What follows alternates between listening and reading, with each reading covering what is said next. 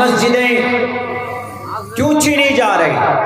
بھارت کے اندر یہ اتر پردیش کا لال بجکر، اس کو کچھ نظر نہیں آتا، کچھ نہیں دکھتا ہے۔ جب دیکھتا ہے کہ ہماری کرسی ٹوٹنے والی ہے تو وہ بلڈوزر پھینک کسی نہ کسی مسجد کو توڑنے کی بات کرتا ہے، کچھ نوجوانوں کو اگر کر دیتا ہے۔ انہیں پتا ہونا چاہیے لال بجکر صاحب کو کہ لال بجکر صاحب مسجد کسی مسلمان کی نہیں ہے، مسجد اللہ کا گھر ہے۔ جس جگہ پر جو زمین مسجد کی ہے وہ اللہ کی ہو جاتی ہے، اور اللہ کو پوری دنیا میں سب سے مبارک اور پسندیدہ کوئی جگہ ہے تو وہ صرف مسجد ہے۔ ان احب البلاد الی اللہ مساجدها، تمام شہروں میں، تمام جگہوں میں، بلکہ روئے زمین پر رب کو اگر کوئی جگہ پسند ہے تو وہ مسجد، اور سب سے زیادہ ناپسند کوئی جگہ ہے اللہ کو تو مارکیٹ ہے اور بازار ہے، جہاں پر ہم لوگ اپنا مبارک اور اپنا قیمتی وقت ضائع کر دیتے۔ میرے بھائیوں، اس کو پتا ہونا چاہیے کہ یہ جو مسجد ہے یہ اللہ کا ہے۔ جس دن مسجد بنانے کے لیے کسی بندے نے زمین مسجد کے نام کی، وہ زمین وقف ہو گئی۔ وہ زمین وقف کا مطلب ڈونیٹ کر دینا، قربان کر دینا۔ کس کے لیے؟ اللہ کے لیے۔ مسجد ہے تو اللہ کے لیے۔ یا اگر کوئی زمین کسی مدرسے کے لیے، کسی مکتب کے لیے دے دی گئی تو وہ اللہ کے مخلوق کے لیے، اللہ کے بندوں کے فائدے کے لیے۔ انہی وقف کی پراپرٹی انہی کو بولا جاتا ہے۔ جو مسجد ہے وہ وقف کی پراپرٹی ہے۔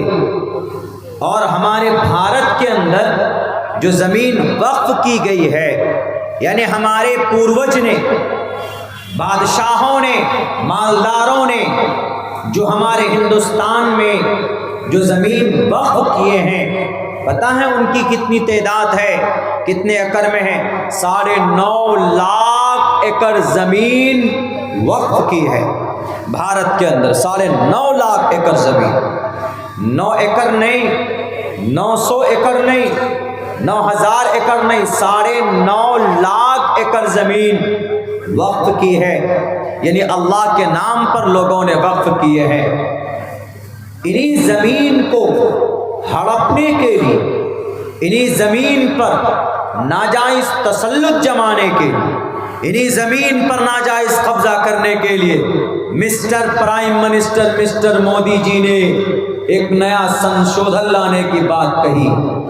یعنی ابھی اگر آپ کے ضلع کٹیہار میں کوئی وقف کی پراپرٹی ہے تو آپ کے ضلع کٹیہار میں جو وقف کی کمیٹی ہوگی تو اس زمین کا دیکھ بھال کرنے والا، تو وہ جو وقف کی کمیٹی کا ہیڈ ہے، متولی ہے، جو ممبران ہیں وہ ہوں گے، اور وہ ٹوٹل ممبران مسلمان ہوں گے۔ یہ ابھی تک تھا، لیکن جب یہ قانون آئے گا تو آپ کے کٹیہار میں وہ جو وقف کے ٹیم کا جو سب سے بڑا سردار ہوگا وہ ڈی ایم ہوگا، اور 2 غیر مسلم ہوں گے اس کے ممبر۔ یعنی سنستھا ہماری، زمین ہماری، دیکھ بھال کرنے والے آپ کون ہوں گے جی؟ ڈی ایم کیوں ہوگا؟ اور 2 غیر مسلم ممبر کیوں ہوں گے؟ یہ بات سمجھ کے خلاف ہے۔ اسی کے لیے ہم لوگ پروٹیسٹ کر رہے ہیں، اسی کے لیے ہم لوگ احتجاج کر رہے ہیں کہ ہمیں یہ قانون پسند نہیں۔ جب زمین ہماری ہے، آپ کے گاؤں میں جو مسجد ہے، وہ جس نے بھی زمین دی یا دیں گے، وہ زمین مسجد کا متولی بیچ نہیں سکتا ہے، یا مسجد کے کام کے علاوہ دوسرے کام میں استعمال نہیں ہو سکتا ہے، چونکہ ایک چیز جب وقف ہو گئی اس کو نہیں بیچ سکتے۔ لیکن mister prime minister mister Modi اس کو بیچنا چاہتے ہیں۔ بیچا ہے۔ ممبئی کے اندر جو سب سے بڑا ادیوگپتی ہے، امبانی صاحب، ان کی جو ڈپلیکیٹ جنت ہے انٹیلیا 4000 اسکوائر فٹ پہ ہے، 21 کروڑ، ماتر 21 کروڑ، حالانکہ 21 کروڑ اس کے لیے کوئی بڑی رقم نہیں، 21 کروڑ روپے میں انہوں نے وہ زمین خریدی۔ جب تحقیق کی گئی پتہ یہ چلا کہ وہ وقف کی زمین ہے۔ وقف کی زمین کوئی نہ بیچ سکتا ہے نہ کوئی خرید سکتا۔ وقف کی زمین کو صرف قوم کی فلاح کے لیے، سماج کی ترقی کے لیے، اللہ کی عبادت کے لیے، اللہ کو راضی کرنے کے لیے استعمال کیا جا سکتا، اور کسی دوسرے یا تیسرے مقصد کے لیے نہیں ہو سکتا۔ لیکن اس کو 21 کروڑ روپے میں بیچا گیا، اور ابھی اس کا کیس کورٹ میں چل رہا۔ ایک آدمی کو خوش کرنے کے لیے قانون لایا، سوچا کہ یہ قانون آئے گا تو اس علاقے کا جو ڈی ایم ہوگا وہ فوراً کلین چٹ دے دے گا ڈپلیکیٹ کی جنت کے رکھوالے کو، اور اس کو کہا جائے گا کہ بھئی آج سے یہ زمین آپ کی ہے۔ میرے بھائیوں، وقف کی پراپرٹی کوئی نہیں بیچ سکتا۔ یقیناً ہمارے وقف کے ذمہ داروں سے کوئی نہ کوئی غلطی ہوئی، اور یقیناً ہوئی۔ اگر یہ وقف کی پراپرٹی کی صحیح دیکھ بھال کرتے لوگ، اس کا پیسہ صحیح استعمال میں ہوتا تو آج آپ کو آپ کی مسجد بنانے کے لیے چندہ نہیں کرنا پڑتا۔ اتنا بڑا پروگرام کر کے، اتنی محنت کر کے، پیسہ اکٹھا کر کے آپ کو مسجد کی تعمیر کے لیے اتنی قد و کاوش نہیں کرنی پڑتی، کیونکہ وقف کی پراپرٹی کی اتنی آمدنی ہوتی کہ ہم مسجد کی زمین بھی خریدتے، اس میں عالی شان مسجد بھی بناتے، اس میں مکتب بھی بناتے، اس میں مدرسہ بھی بناتے۔ یہ سارے کام وقف کی پراپرٹی کی آمدنی سے ہوتا۔ آپ کہیں گے کہ مولانا اتنا پیسہ کیسے آتا؟ میں آنکڑا آپ کے سامنے رکھتا ہوں، پیش کرتا ہوں۔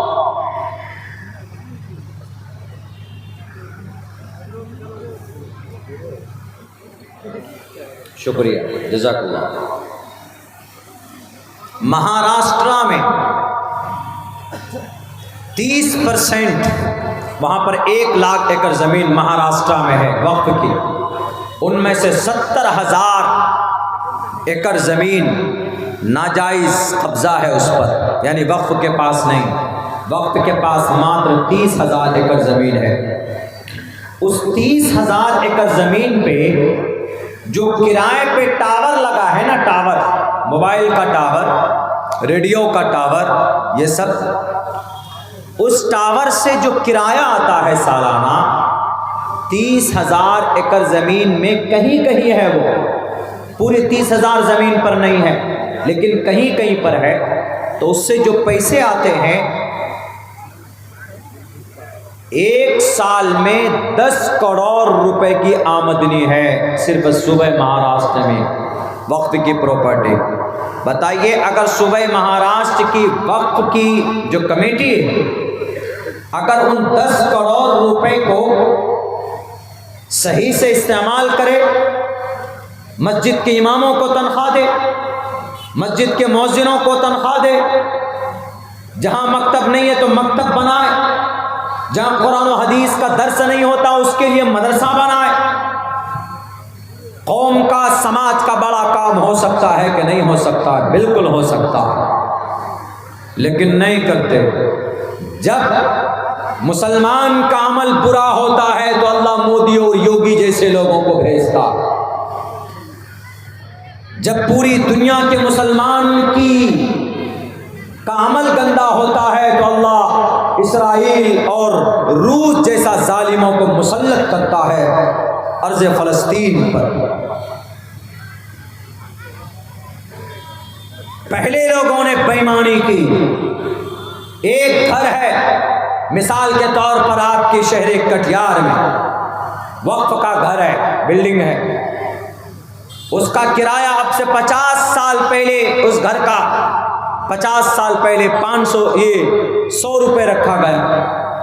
50 سال پہلے کا کرایہ آج 100 ہی روپے دیا جا رہا، حالانکہ اس کا موجودہ کرایہ 25,000 روپے ہو گیا۔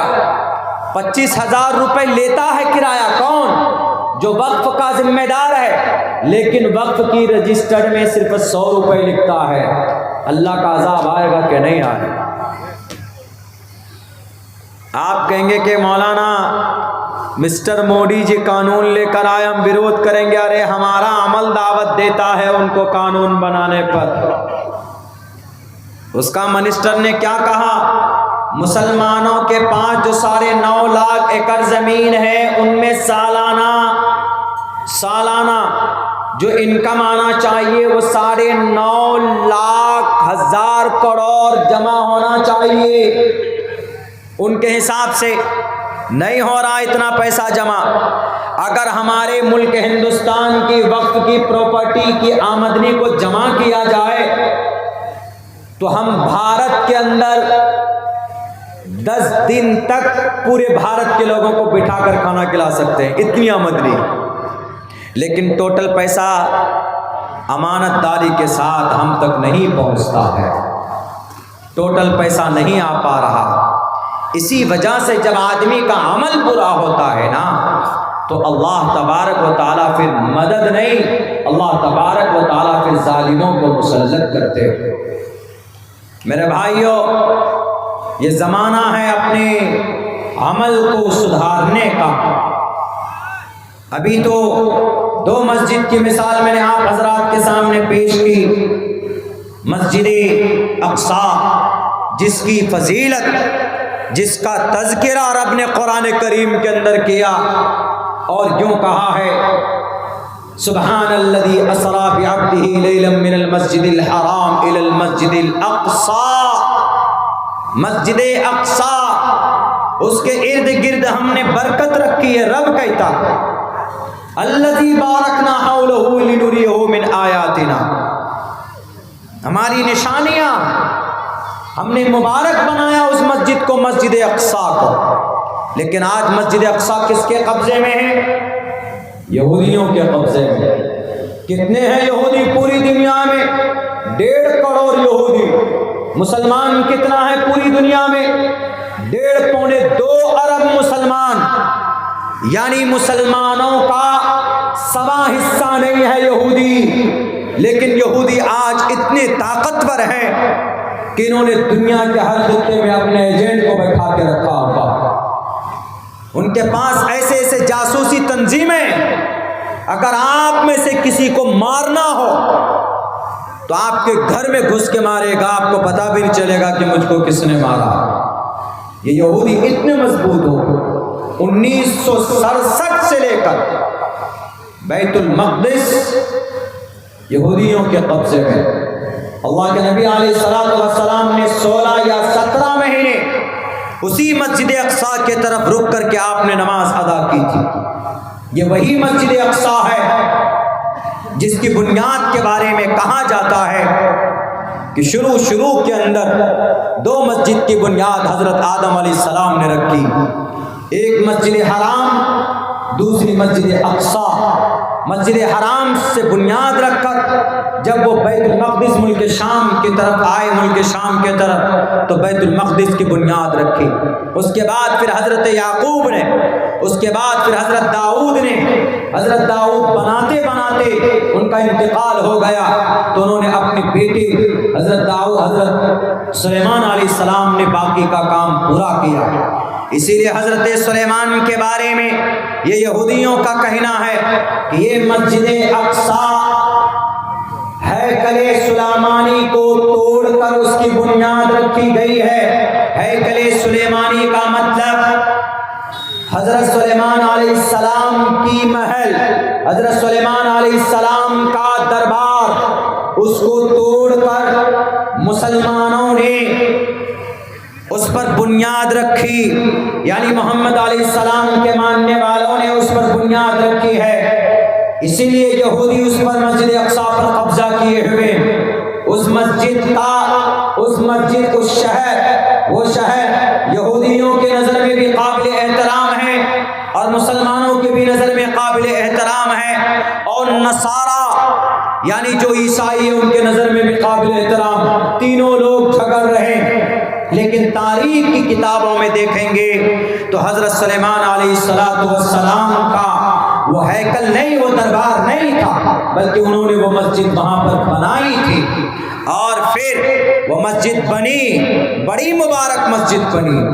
3 مسجدوں کے طرف کوئی ثواب کی نیت سے اگر سفر کرے تو سفر کیا جا سکتا ہے، زیارت کی نیت سے، ایک مسجد حرام کی طرف اور ایک مسجد نبوی کی طرف اور ایک مسجد اقصیٰ کی طرف۔ مسجد اقصیٰ فلسطین میں ہے، جس شہر میں مسجد اقصیٰ ہے اس شہر کا نام یروشلم ہے، اور اس شہر پر، اس مسجد پر یہودیوں کا بہت دن سے قبضہ ہے۔ لوگ اس پر نماز پڑھتے لیکن کبھی کبھی یہودی گولی بارود بھی کر دیتے، کبھی کبھی نماز میں گولی چلا دیتے، کبھی کوئی قرآن پڑھ رہا ہوتا ہے تو اس کے اوپر ظلم زیادتی کرتے۔